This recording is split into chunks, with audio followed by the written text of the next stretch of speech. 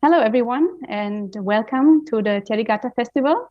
I am Ayya Vimalanyani, and with me today is Ayya Sudhamma. Ayya, thank you so much for joining us today. It's such a pleasure to have you. Ayya, I will briefly introduce you to our audience. Bhikkhuni Sudhamma Theri was previously an attorney, and then she received novice ordination from Bhante Gunaratana at the Bhavana Society in 1999. And she received higher ordination from the Bhikkhuni Sangha in Sri Lanka in 2003. She led the Carolina Buddhist Vihara in Greenville, South Carolina for 8 years. And in 2013, Ayya Sudhamma established Charlotte Buddhist Vihara in her hometown, Charlotte, North Carolina. And she has a special interest in the Therigatha and has studied them in depth throughout her very long monastic life. So I'm very privileged that you agreed to join us today and to answer a few questions. Thank you so much for coming. Thank you so much for inviting me.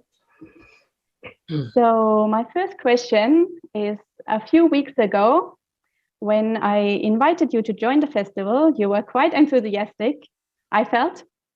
And you also remembered the exact day when you first heard of the Therigatha. And you said that was March 16th, 1996, so more than 25 years ago. And I thought that was quite remarkable that you remembered the day. And I would like to invite you to share the story with us. Thank you. Do you mind if I start with homage to the Buddha? Yes, of course.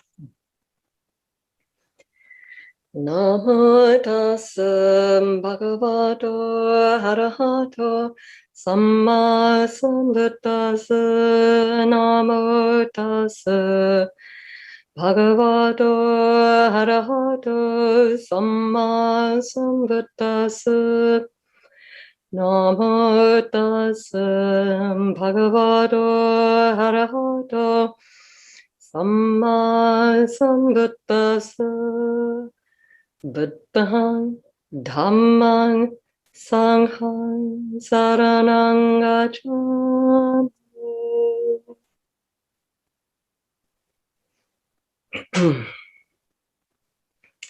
Okay, so how's the sound? Shall I increase it a little? No, it's very, very good. No problem. You hear some rustling in the background. There's a cat making some noises.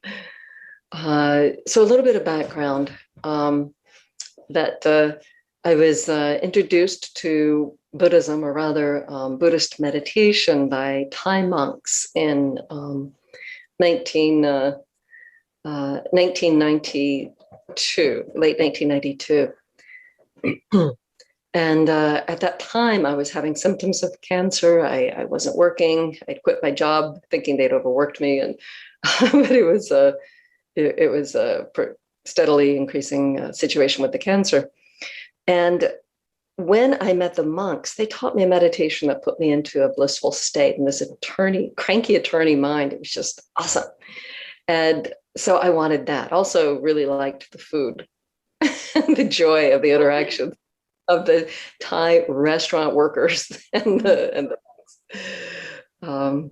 They would bring the very best to the monks. And so then, of course, the whole cancer chaos hit the fan and all of that. And then I became convinced about Buddhism, not from the monks, but actually while I was in the hospital with cancer, I read transcribed, translated talk from the monk who was the teacher of a monk who had taught me some meditation, and realized that Buddhism was all about training the mind so that you don't have to suffer no matter what happens. And there I was in a state of tremendous physical and emotional suffering, with a bucket under my arm at 2 a.m. in hospital, in tremendous pain from the cancer and treatments. And so I wrote in my journal, these Buddhists really know what they're talking about. So fast forward a bit, whenever the monks taught the Dhamma, I still didn't want to really hear it, or I listened a little bit. I mean, at that moment, I'd become a Buddhist, but I would listen, but actually, I take that back. That was earlier. I didn't listen at all. But I still had no real access to Buddhist books. This was before the internet as we know it. Buddhist books weren't so widespread as they are now. The people I was associating with certainly didn't have access to Buddhist books in English. So I was learning to read Thai characters in order to be able to chant alongside them. Mm-hmm. So that is where I was with that. And then I visited a Burmese monastery for a few weeks, doing a self-retreat there and helping out there a bit. And I discovered a cabinet full of dusty books. And I got a monk to unlock it for me. And there was the Pali Canon in English, which I had never encountered before. And I immediately pulled the Jataka down. Mm-hmm. And sat there enjoying Jataka stories, because anything like that, I love stories. Mm. And I'm totally absorbed in anything like that. And a Burmese monk walked by, looked at me, and he says, no.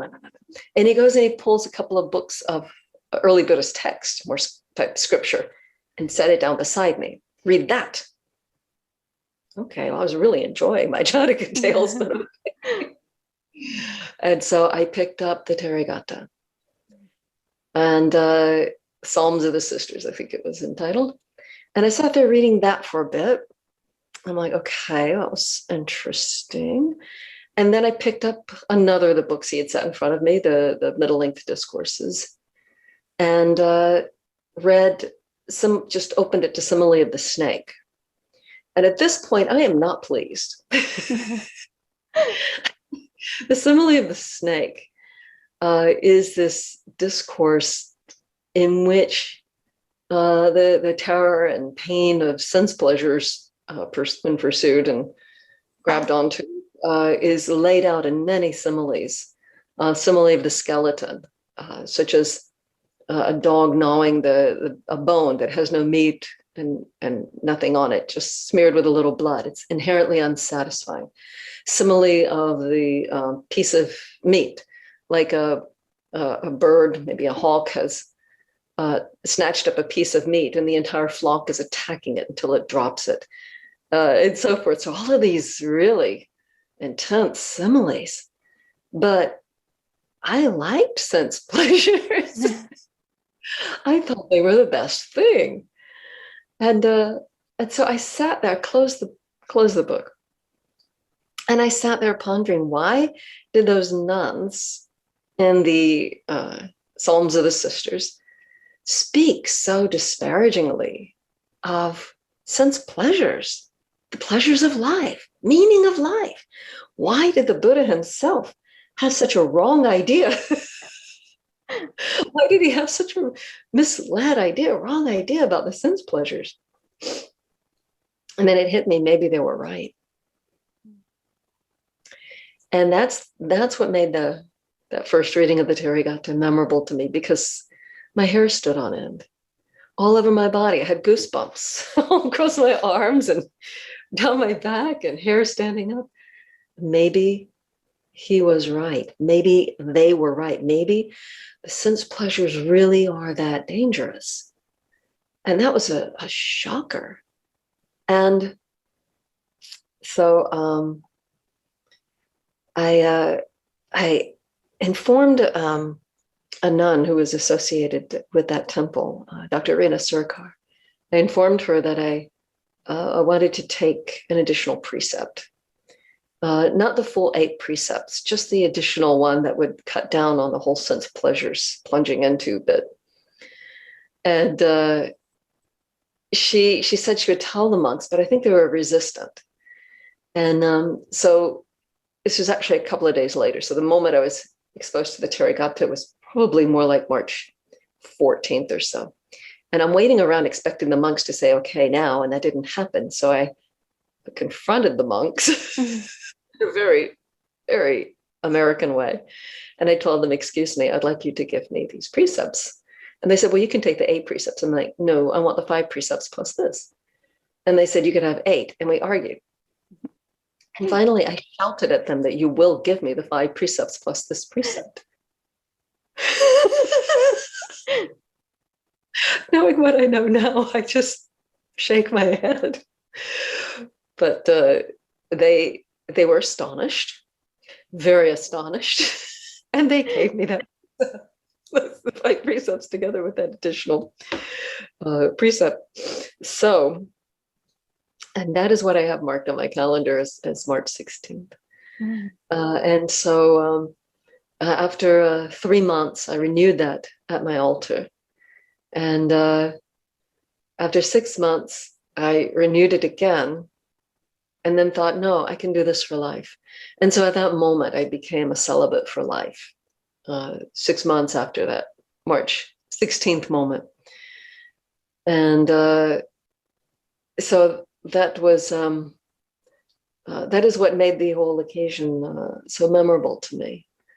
I wasn't a nun. I was still a regular lay person at that time. But I saw the burden, I saw the depravity, I saw the difficulties in it. It's like if someone were offering your favorite dessert, like a chocolate cake, and you're enjoying it, but then you realize someone just stuck a little arsenic in it. You're like, okay, it's fine. I'm good. I'm good. It's okay. It's still all that deliciousness, but you just know something else about it. Okay. Sadhu, sadhu, sadhu. Very good decision.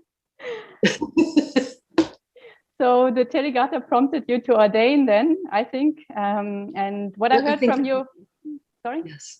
Yes, it definitely was behind it. Because once you start withdrawing from some parts, I couldn't wear makeup because it seemed so cruel to just tempt people into a certain mind state. That's not even good for us. It's like, why would I do that? And I was pretty back then. I mean, that might have made a difference. and earrings and that sort of thing. Why would you do that? So just, the life just calmed down more and more. And then I started keeping 8 precepts in my home all the time, just as a lifestyle for a long period. And yeah, things did lead step by step towards ordination. And then there was a particular retreat where things changed for me quite a bit. And then I definitely I didn't see anything else that I wanted in lay life, frankly. So what you've told me is like from the day of your ordination or even before, the Therigatha were always very special to you. And you also told me that during the last year, you taught classes on the Therigatha every week. So maybe you could share a little bit with us what were the most remarkable or the most outstanding things that you learned from, delving so deeply into the text, and what inspirations did you gain from the Therigatha? What things did you learn? So I want to pause to correct any misperception that I'm a scholar. I'm a dullard.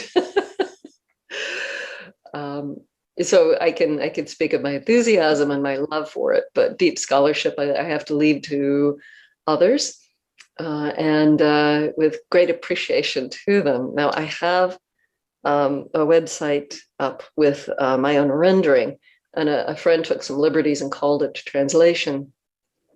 But I think rendering is a more fair description. That's therigatha.org. I've gotten distracted from the project, so I just put up the ones that I happened to be working on at the time with my group, and then sort of lost track. So it's still in the works.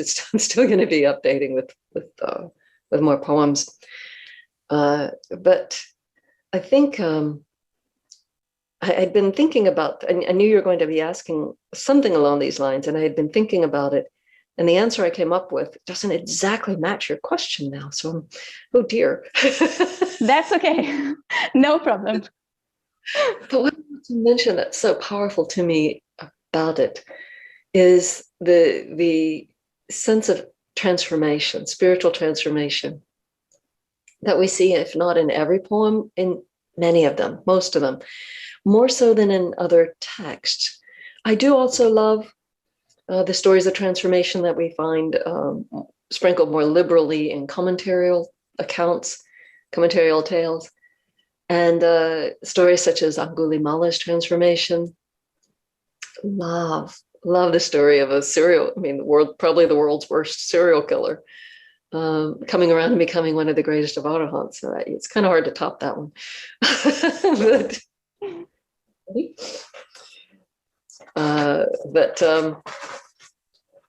Sorry, I don't know if you hear the scratching he's doing. And I recently have been doing a course on acceptance of death. And I did it in great part just out of curiosity, but was surprised by the depth it went to. This is not a Buddhist course, actually. It's from a YouTube star, Caitlin Dowdy, who does Ask a Mortician videos on YouTube. Mm-hmm. So that's my occasional vice and escape for things like Ask a Mortician on YouTube. And so this course really actually uncovered some things I absolutely had not expected. And one of the things that it had us do was to write down our top 5 favorite memories and reflect on how they're about the people around us or adventures or experiences, and then reflect on what we could do in the remainder of our time, whatever it might be, to further enhance the quality of life by being informed by this. And so other people wrote in about how they recognized that the important thing for them in all their memories was relationships with other people. All of mine were about transformation. Well, 4 out of 5 top ones. And I couldn't just sit down and write top ones. I wrote down 20 something favorite memories. And vast majority had to do with something around spiritual power or spiritual transformation. That's what stuck. The people around it were irrelevant. And I felt so terribly ashamed. Like, wow, what a freak. All these other people have all about the memories of their loved ones. And, I had one that was about a memory of a loved one, nothing, childhood one, not an adult one. And so I thought, oh, this is terrible. And then it hit me that maybe being a nun was actually a pretty good life choice for me, since that's what all my favorite memories were focused on. Or so many of them. And what we find in the Therigatha are statements of spiritual power and statements of transformation and spiritual transformation. And that's where my mind lives. That's where my heart lives. That's what it's all about for me. So there you go. Just before we spoke, I was looking for a certain text and I stumbled across something. It's funny. It's a notebook that I hadn't looked at in many, many years. It's just been sitting in a corner, and I kind of dusted it off looking for this other thing just a few minutes ago. And right on the front of this notebook, it's a notebook of my own writings, which I used to keep and stopped a long, long time ago. I don't know why. But anyway, right there on the front is a poem that I wrote in the fall of 1999, so a couple of months after my going forth. So if you'll bear with me. Now, it's not great poetry. I never had any training in poetry, frankly, but this was expressing a feeling that I had in my heart before and immediately after my going forth, novice ordination. The title is Ordinariness. We gather in enclaves, voices rising above the storm raging outside, playing cards, chatting gossip, voices warm and secure, against the greater forces without and within. When the storm sweeps in among us, devastating our minds, breaking our hearts, we cry out, shock, anger, fear, grief and fear. Don't we gather again, mourn the loss, creating order out of the debris? Here it is safe, we decide, and again warm ourselves with ordinariness. Yet some among us watch the window, seeing the storm within, wondering, doesn't it all come apart anyway? Doesn't it all come apart anyway, even now? Bravely, we take on graveyard clothing, transformed to gold by hope. Slipping out the front door as our mothers and relatives sip coffee and comfort, we enter the storm seeking peace.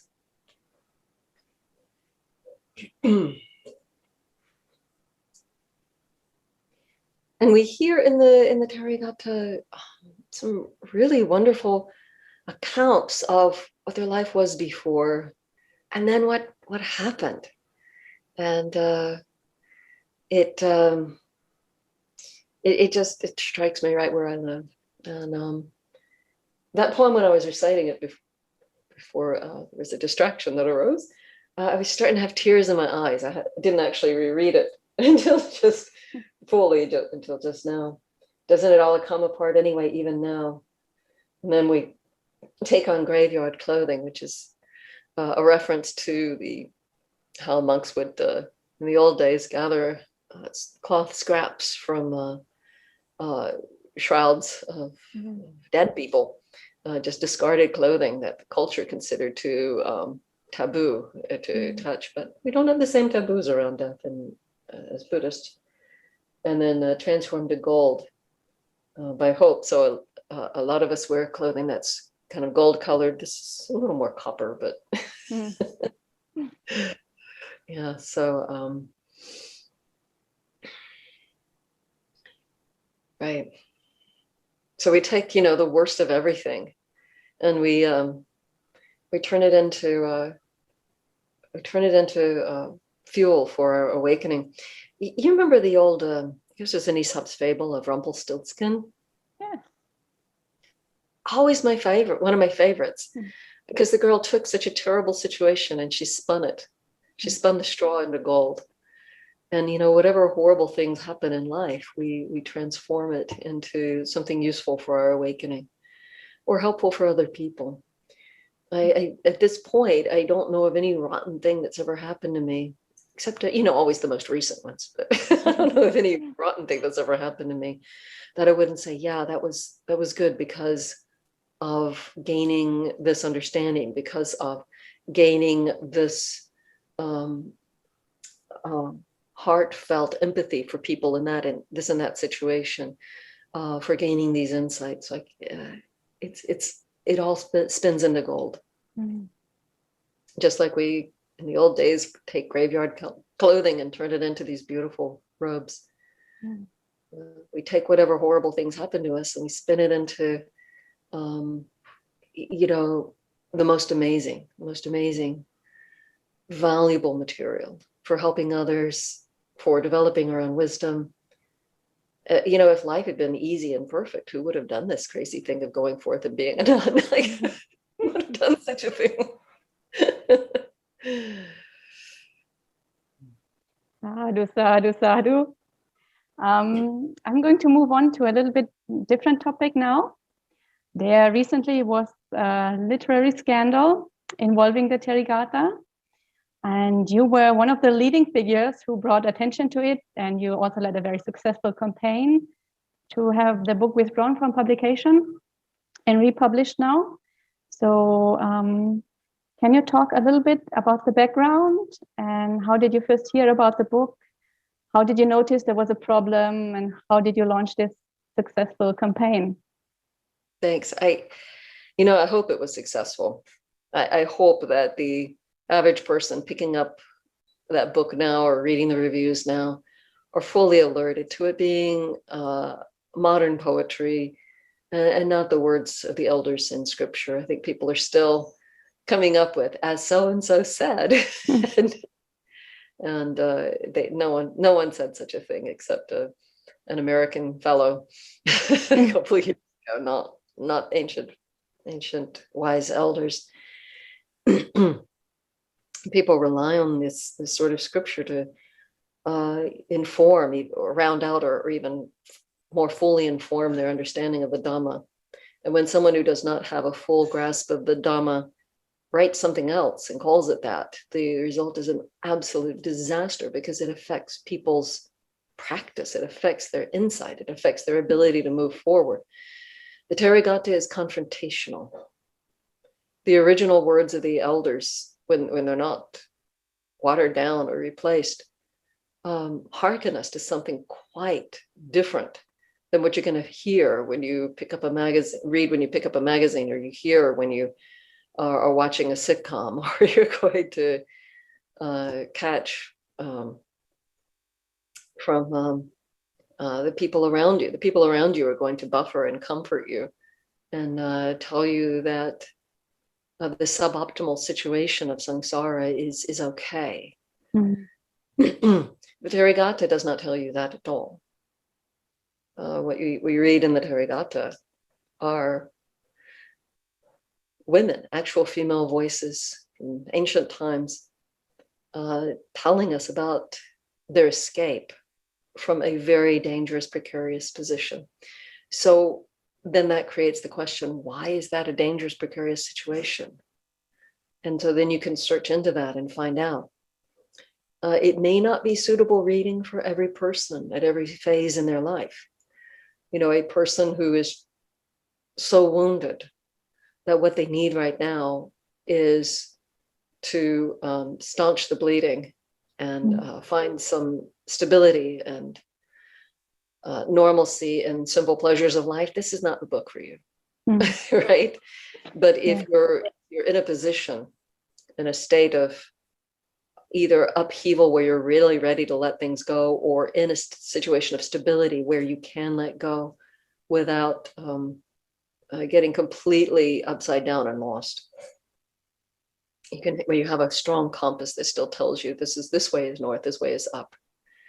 Then this book might be just the right thing at the right time.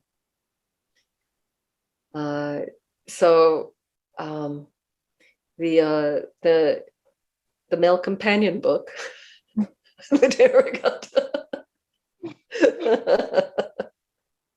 little feminist spin. It does offer some stories of transformation. A lot of it is kind of straight Dhamma, not dry if your heart leaps up on hearing straight Dhamma, but doesn't have this lively quality of talking about our lives, and not so much as the Therigatha. And it very well could be, just like you may have experienced, any of us females in robes have experienced, any of us Westerners in robes have experienced. People want to know why. I don't know if the average person from, say, Thailand, who is a male person who's become a monastic, gets asked why quite so often as a Westerner would, male or female, or particularly as a female would. Why? So we get asked why. Probably those ladies back then, being pioneers, probably got asked why a lot. So maybe that's the reason so many of the poems associated with them tell why. Just because it was often a request of them, even among each other, as we see in the probably later poem of Isidasi, where she's explaining how she had such a devastating series of experiences in lay life that but she sat down with her companion. The companion said, "You're young and beautiful. Why? Why are you in the holy life?" So back to that. Back to that. Okay, so we've been going over in there's a private Buddhist group where I sometimes do some teaching, and I was invited to go over the Therigatha with them, because I'm a girl and all that. So they were going over scripture. So I just happened to be handy. They're like, "Hey, would you go over the Therigatha?" And I think they expected to go through the entire Therigatha in a matter of weeks or a few months, and it's more than a year. It's still counting, just slowly through. Parked on it so long that we now do other kinds of sutta studies in between the Therigatha. People were getting, wanted to go over some other suttas.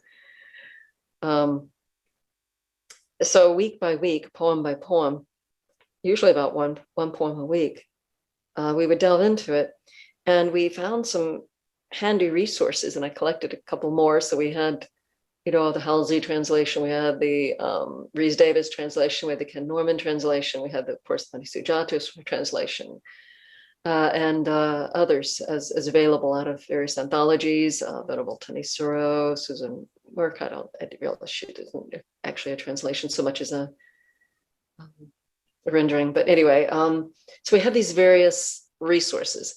And so we didn't just stick to one translation, since none of us were Pali scholars, and we would just go over Pali phrases that we knew, but to really get to the heart of it, we would need multiple translations, because one translation can only capture a certain angle or two or three.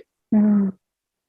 So we would, just patiently read one after another. You get a different sense of what the poem is when you do that, when you have 6, 7, 8 translations. Mm.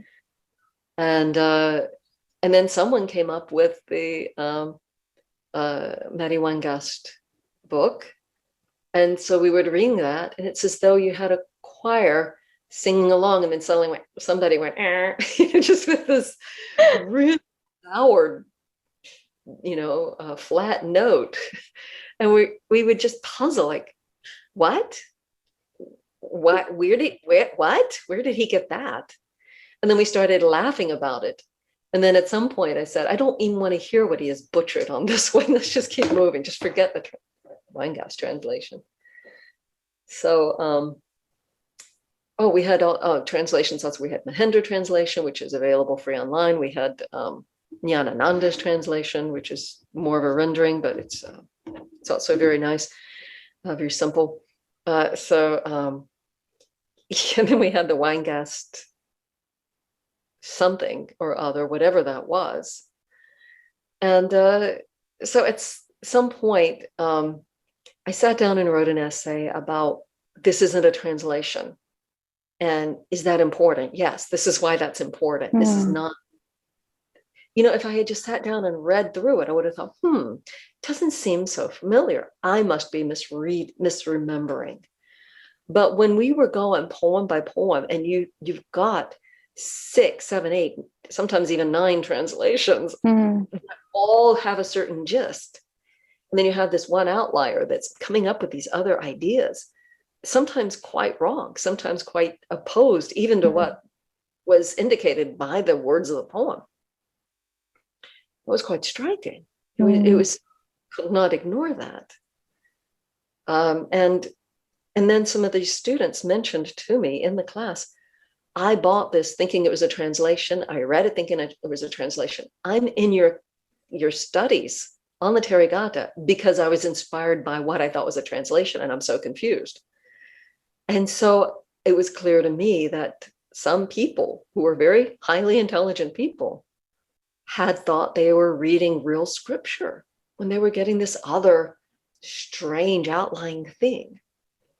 So that is why I sat down and wrote that thing. But I put it on the shelf for 2 months.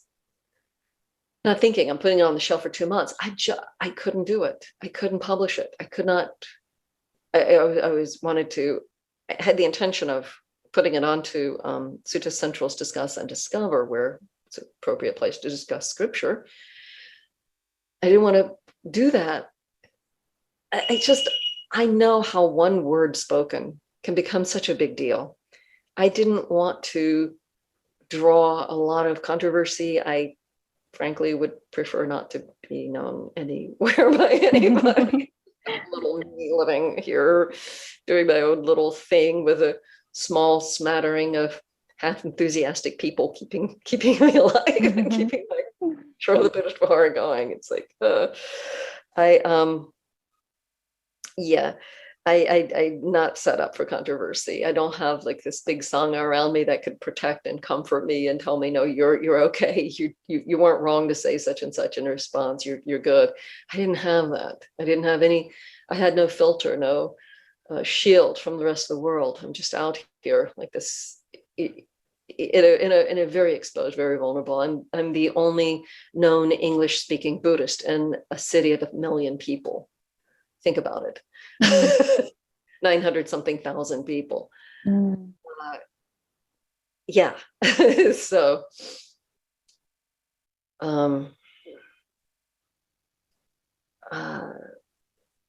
or certainly the only visible one. There's one that's famous, but she's actually famous in other places, not in this. A lay woman. anyway, so just to say, I felt so small and a bit vulnerable to go up against some big forces there. I mean, he's I mean, somebody's publishing that. It's getting bought up. So there's moneyed interest in there. And there's partisans to the poems, people who love them. It's filled with 4 and 5 star reviews. I didn't know then they just actually cut out the low reviews, but it's filled with big reviews. Powerful. It's like, do you really want to do that when you just need a peaceful setting in order to do your life work and practice? Like, really, is this what you want to do? Do you really want to jump into a maelstrom, create a maelstrom out of nothing where there's peace? Right now it's peaceful, everything's at peace, no problem for you, and unless you create some commotion there. And then of course, even much more on my mind was that there were my sister bhikkhunis, having written the foreword, having helped edit it, promoting it, doing retreats based on it. And I respect them, I adore them, I look up to them. And I don't want to embarrass them, and I don't want to alienate them. So what do you do with that? So for 2 months, I couldn't do it. I just couldn't do it. And then somebody wrote a note on this Discuss and Discover, praising the book. And that did it. It's like it snapped. It just snapped. I'm like, I'm doing this even though I'm not going to like paying for this. I am one known for speaking up in times when a wise person would have been quiet. I was trying not to do that for once. But when I read that, I just snapped. I'm like, I have to do this. I cannot be quiet. I have to say this. And just kind of sit there and go, oh gosh, what's going to happen now? I don't know. While I was drafting it, there's this tricky bit about drafting things on Discuss and Discover. I'll never do this again. When you draft in the system, all it takes is one slip of the finger, the thing is published. So when I was about 3/4 of the way through with it, it published. I saw it. Yes, I saw it back then. I took it down immediately. I was so disappointed when you took it down. I was so happy when I saw it. I was so disappointed when you took it down, but I was so happy that you published it again then those few months later. What happened was that Bhante, Kemarata, I think. Yeah, Kemarata saw it and immediately responded. I'm like, no, I just, no. But he responded encouragingly. So we corresponded a little bit. His encouragement had a huge impact on my eventual ability to publish. And I consulted a nun who is well familiar with me and the bhikkhunis who had been promoting this. And she had cautioned me, don't do it, talk with her, talk with them, don't publish that thing. Which I actually didn't have the courage to do. I didn't consult with them. In part out of just fear and worry, and in part that, they were deeply into it. So there was nothing I was going to say that was going to change that, I didn't think. But then they might have said, please don't. I couldn't have bared the being torn in 2 directions that way. Don't, but I have to. So something else that was in my mind is that I could not be the only person who was disturbed by this, by this book, but who else could speak up? I was in a bit of a unique position in that the bhikkhus, if they spoke up, might look anti-woman. I mean, it just, the cancel culture can be quite cruel and sudden and uninformed. So they might have gotten some heavy negative feedback on the wrong basis, or they might have feared it, or they might just not have noticed that this was going on. But I just thought if a bhikkhu were worried about this, he might not feel like he could say anything. And then being a bhikkhuni, a lay person being disturbed by it, what platform do they have? But a bhikkhuni speaking up about the poetry about the bhikkhunis has kind of a natural platform that people would say, oh, what does this bhikkhuni have to say about this? Oh, controversial, I'm going to read that. I'm going to read that. But among the bhikkhunis, surely I wasn't the only one who was disturbed by the book, but who else would be senior to everybody who loved it? Who else would have been the reader of the proclamations and the ordinations of those who were promoting it? So I felt like, the deep and profound respect we have within Sangha for our time in robes, the state of a person being an elder, gave me a kind of permission to say something that the very junior people might hesitate more. As much as I hesitated, surely someone who had years less of seniority would hesitate more, because we really do respect each other. We really do respect the time in robes. When a person has been in the robes, they represent the Sangha. They might represent the Sangha beautifully, or they might represent the Sangha a bit sort of badly, but the fact is they have more time than oneself in these robes. That is to be respected, because that's a kind of an anonymity aspect of this whole thing. We do respect each other, of course, based on someone being very learned in the Vinaya, very learned in the Dhamma, and so forth. But there's also just the fact of, you are somebody who's been doing this thing X number of years, and I've been doing this thing X minus Y number of years. Therefore, I bow down to you, to that robe, out of respect for the Sangha itself. You've been representing it a while. And so just, the happenstance of having been one of the earliest pioneers among the Westerners, I felt like I just looked around me and I didn't see anyone else who could do that. Also, the analytical mind, the legal training wasn't completely wasted. Though my parents certainly do think the money on it was.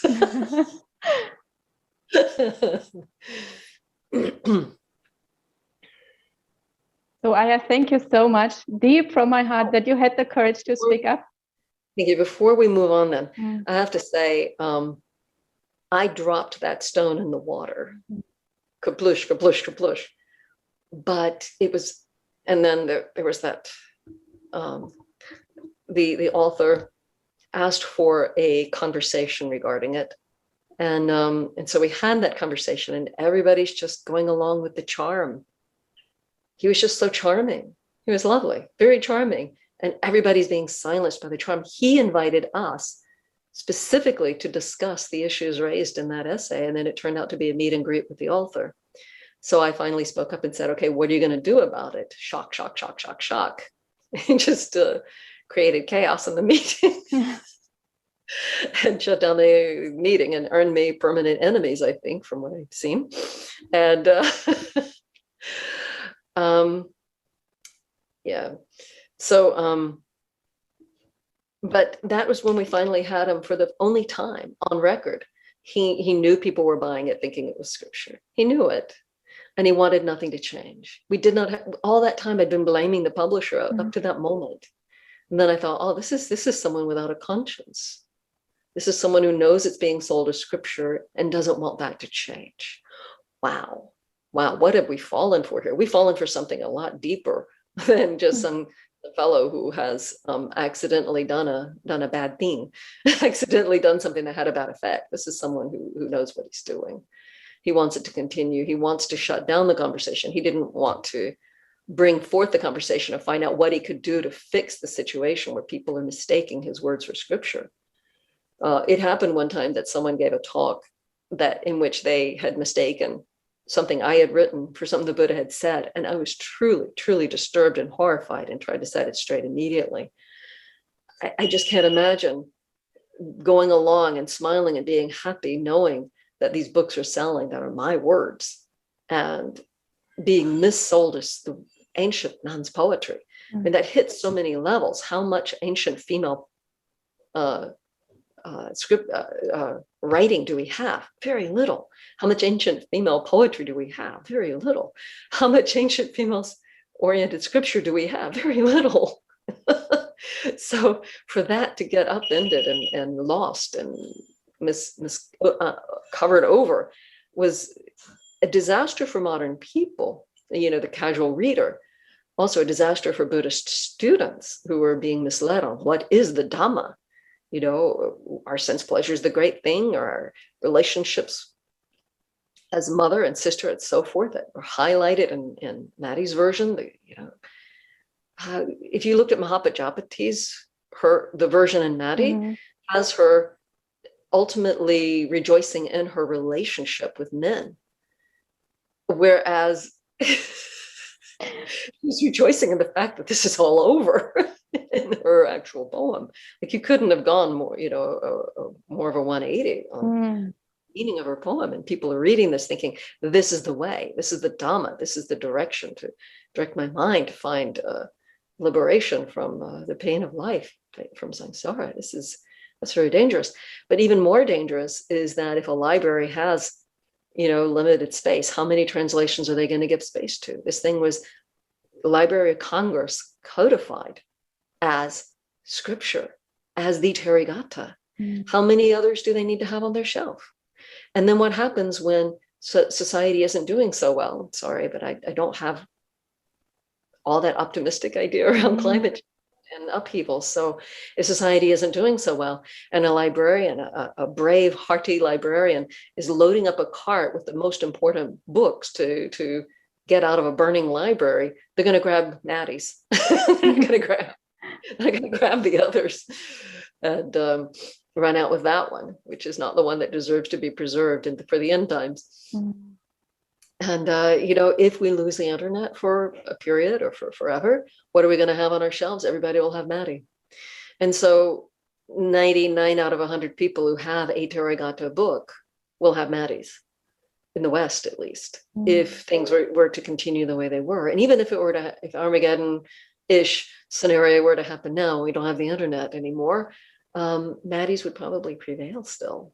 Like, we really do need to promote the real thing, which is why I'm so grateful you are doing this festival to promote the real thing, help us see what actually is the Therigatha. That's why my friend put up that website, therigatha.org, wanting to have actual renderings with links to very scholarly translations behind every poem, so that you could, so that the more of the world will know this is what the elders said, and these powerful words of transformation and truth, liberation, and female spiritual power will stay in this world a very long time.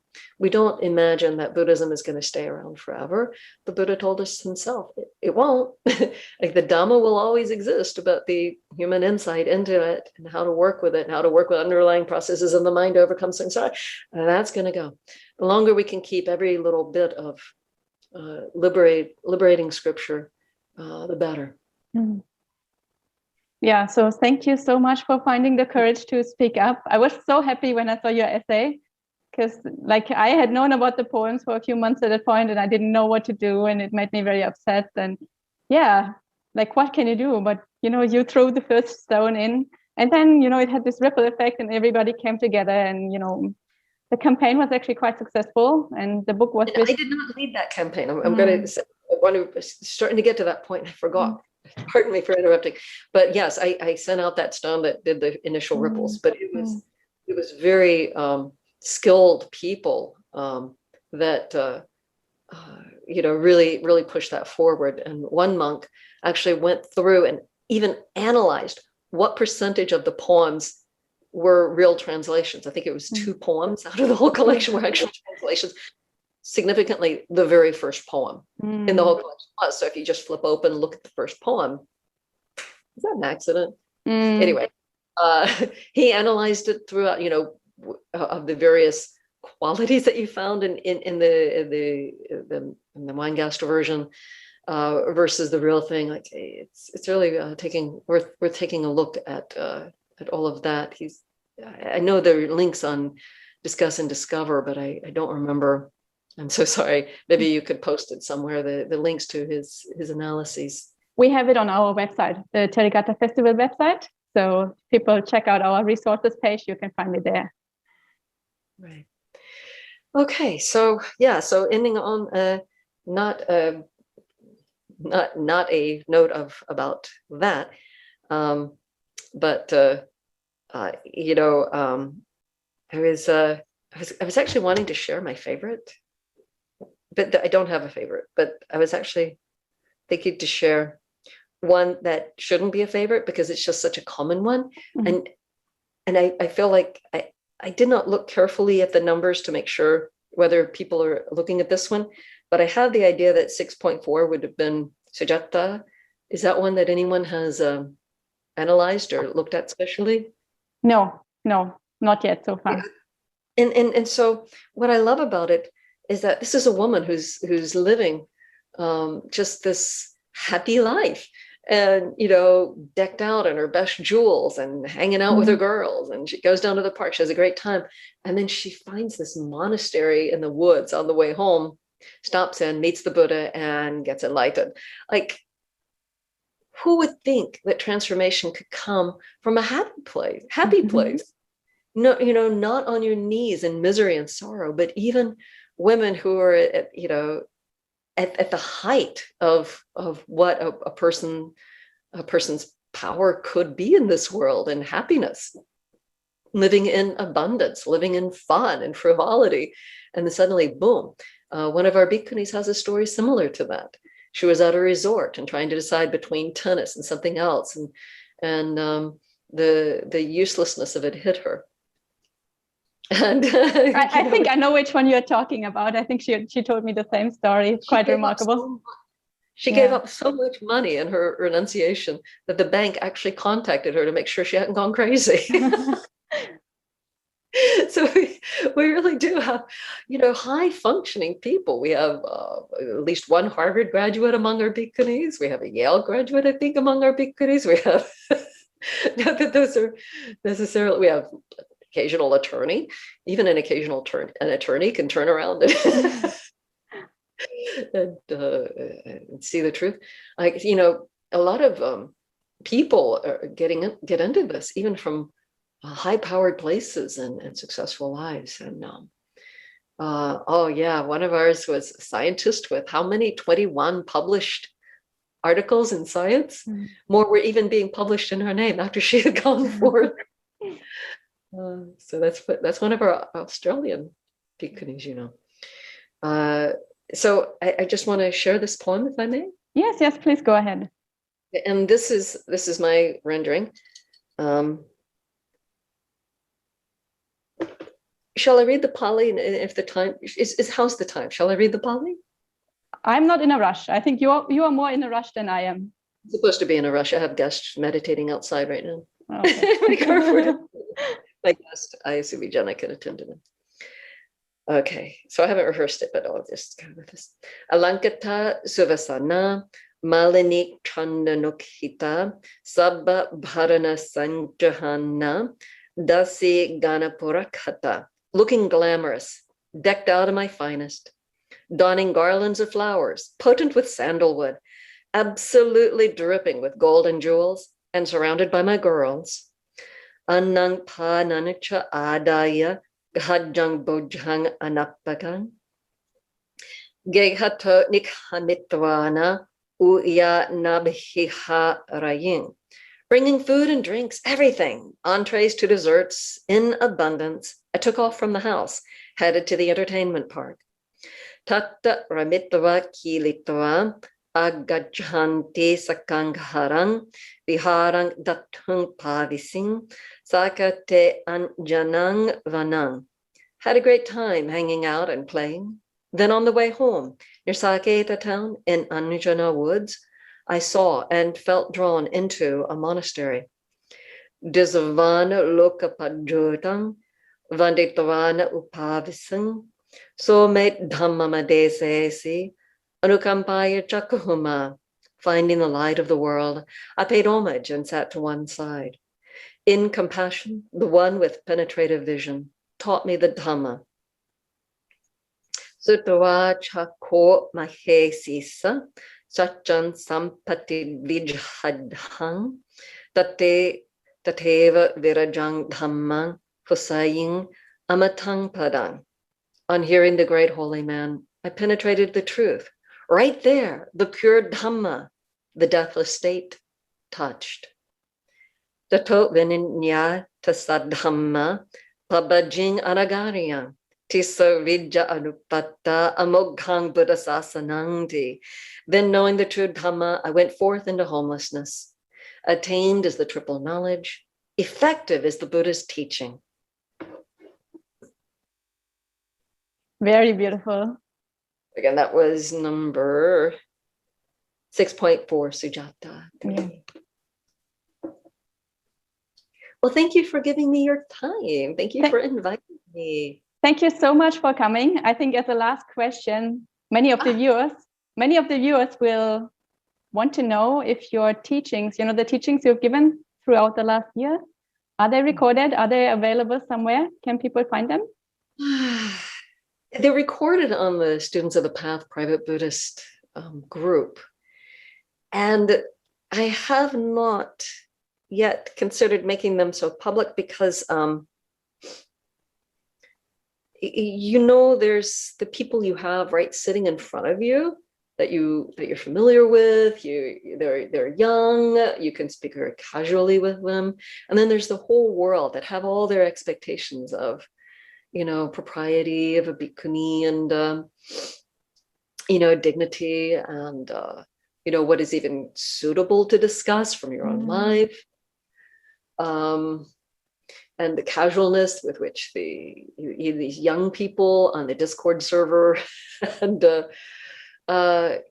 it might not be all that suitable or useful for everyone, for people who delight in hearing the Dhamma spoken of in a very casual, friendly, fan down manner, so to speak, with a lot of personal anecdotes. It's a wonderful thing. But I think so if any of my sisters want to hear it, certainly we'll get you an invitation onto the server. Okay, I will take up your invitation then. I'd really love to hear them. And for the rest of the world, I think we should even rejoice even more that you had the time to join us today, because that's a very special privilege. Thank you so much for being here, for sharing your stories, for sharing your love for the Therigatha, for sharing all your knowledge. And it was really special to have you. And for our viewers, if you're interested, Ayya Sudhamma also has a chanting on YouTube where she chants all the epithets for the Buddha that the nuns use in the Therigatha, and it's very, very beautiful. We have a link on our website, therigathafestival.net. You can find the link to her chanting there. And also, if you have time, check out Ayya Sudhamma's website that she mentioned a few times, therigatha.org, where she put some of her resources. And it's also very, very interesting. Please go and check that out. And I'll try to leave all the links in the description box below the video. And would you also be sure to link to the translation by Mahendra or Mahendra? I changed his name, I forget which it is, but the Therigatha Pali. Yes, it's a obscure translation that he's done in a very obscure way, just free. I have to check if we have it on the website. If not, I can certainly put it there. No problem. Yeah. And one special announcement, Ayya Sudhamma will also be on our live discussion panel on May 16th. So if people have any questions for her, please join us there and ask her live. Registration for the event is very important because spaces are limited. So please go to our website and secure your space. Don't wait too long. And Ayya Sudhamma, once again, thank you so much for coming. And I was so happy to have you today. Thank you so much. Sadhu, sadhu, sadhu.